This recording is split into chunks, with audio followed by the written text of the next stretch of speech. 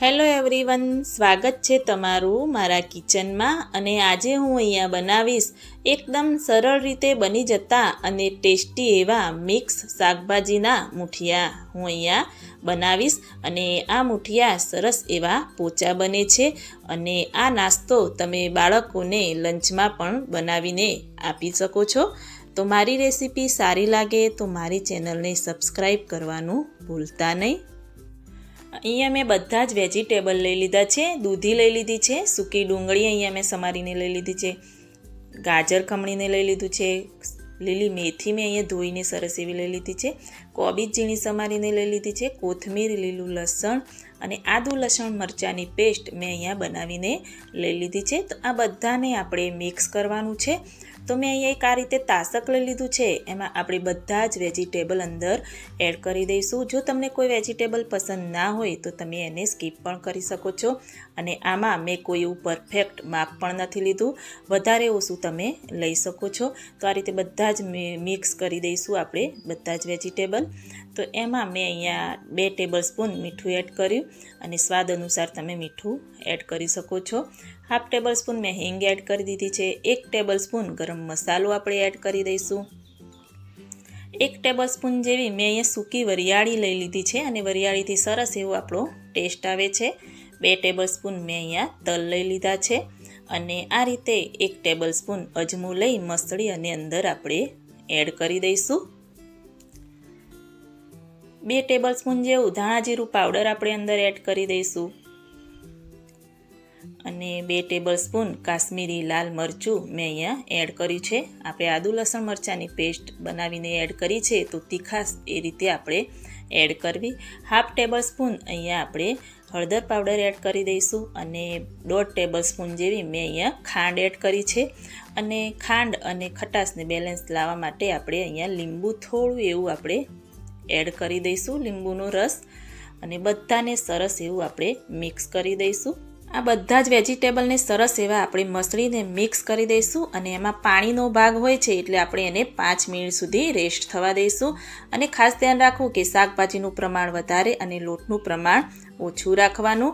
તો 5 મિનિટ આપણી થઈ ગઈ છે, તો એમાં બધા જ આપણે લોટ એડ કરીશું. તો મેં અહીંયા 1 બાઉલ ભરી બાજરીનો લોટ લીધો છે, 1 બાઉલ ભરી ઘઉંનો કરકરો લોટ લઈ લીધો છે અને 1 બાઉલમાં મેં અહીંયા ચણાનો લોટ લઈ લીધો છે અને બધા જ લોટ આપણે મિક્સ કરીશું.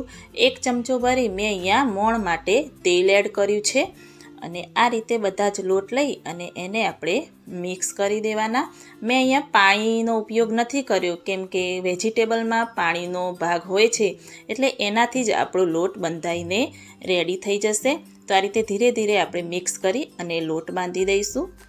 તો પાણી વગર જ આપણો લોટ બંધાઈને સરસ એવો તૈયાર થઈ ગયો છે. જો થોડો લોટ તમને ઢીલો લાગે તો તમે એમાં થોડો એવો લોટ પાછો એડ કરી શકો છો અને સરસ એવો લોટ બાંધીને આપણે રેડી કરી દેવાનો.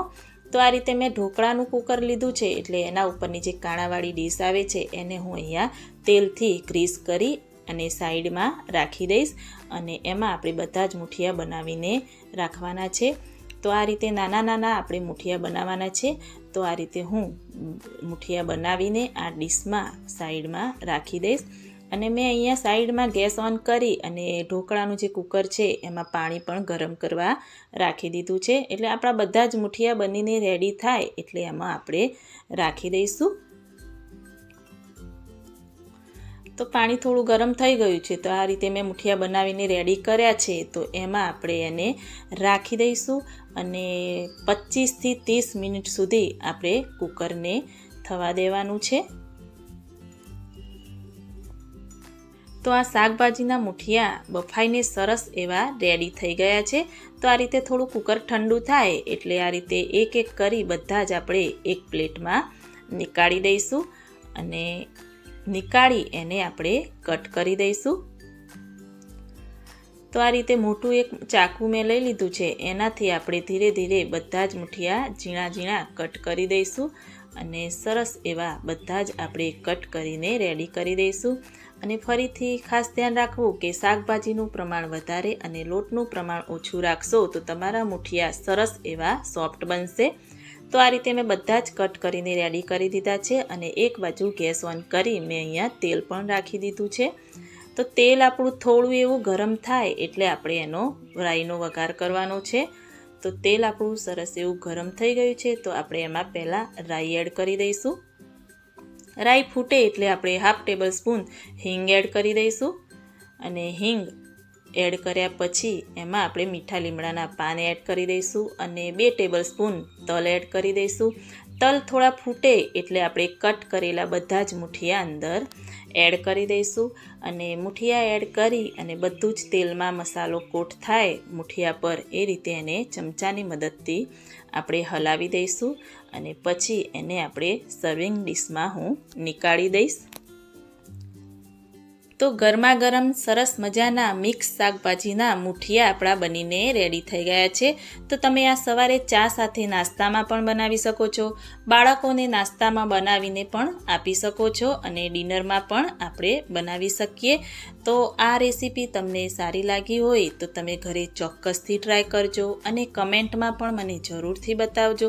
જો રેસીપી સારી લાગે તો મારી ચેનલને લાઇક, શેર, કમેન્ટ કરવાનું ભૂલતા નહીં. મળીએ કોઈ એક નવી રેસીપી સાથે. ત્યાં સુધી બાય બાય.